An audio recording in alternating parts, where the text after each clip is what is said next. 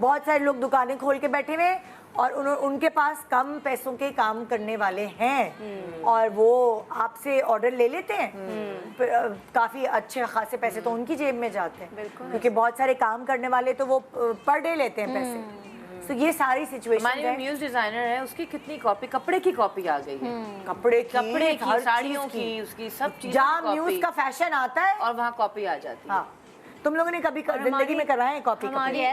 हाँ? मैंने 1-2 दफा करवाए, लेकिन ऑनेस्टली नदा मजा नहीं आया। वो कट नहीं ला पाते। कट से ज्यादा आपके फूलों के साइजेस, पत्तियों की प्लेसमेंट्स, नज़ाकत से काम हुआ हुआ, प्लस वो काम जिस तरीके से चलता है, फिर आप संभाल के रखें तो 1 से 5 साल के बाद दूसरी शादी पे निकाल लिया।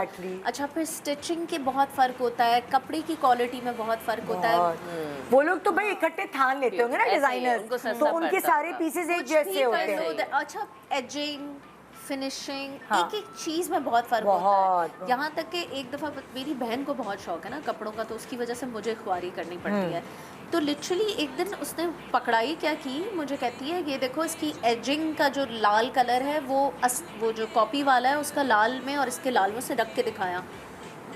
पकड़ा इसने। अब वो जो पहनने वाला होता है वो तो पकड़ लेता है। हाँ, जिसके सामने आप शो मारने के लिए पहन के जा रहे होते हैं वो पकड़ लेगा, चाहे फेक पर्स हो, चाहे फेक कपड़े हो, जो ओरिजिनल यूज करते हैं, जो ओरिजिनल पता है। ऑल्सो मुझे लगता है जैसे मैं लहंगा चोली बहुत पहनती हूँ, तो 1-2 दफ़ा मैंने भी कोशिश की कि चलो कुछ थोड़ा सस्ते में इंसान जो है वो कुछ करवा ले।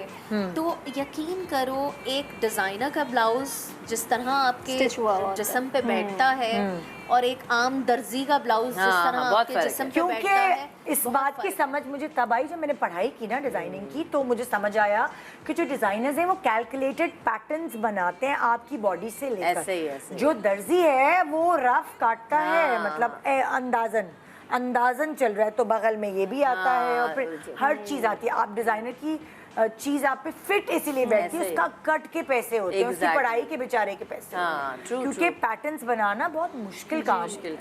आई स्टिल रिमेंबर, मैंने अपनी ज़िंदगी की पहली मेजरमेंट्स किसी डिज़ाइनर को दी थी, तो वो उमर भाई थे।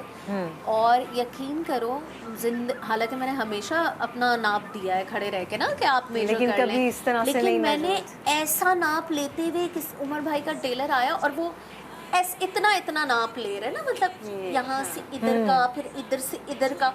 मैंने कहा भाई ये 2-2, 3-3 इंच इधर का, तो ये कॉलर बोन से इधर कितना है, क्योंकि पैटर्न बनेगा पहले तुम्हारा। मैंने कहा यार ये, और वाकयातन उनके जो मेरे पास 2 ब्लाउजेस हैं उनके, और आई थिंक अगर मैं बताऊंगी तो कुछ मतलब शायद लोग यकीन भी ना करें। आई थिंक एक होगा कोई 16 साल पुराना, एक होगा कोई 11-12 साल पुराना। यकीन करो, काम भी वैसे का वैसा है, फिट भी वैसी की वैसी है।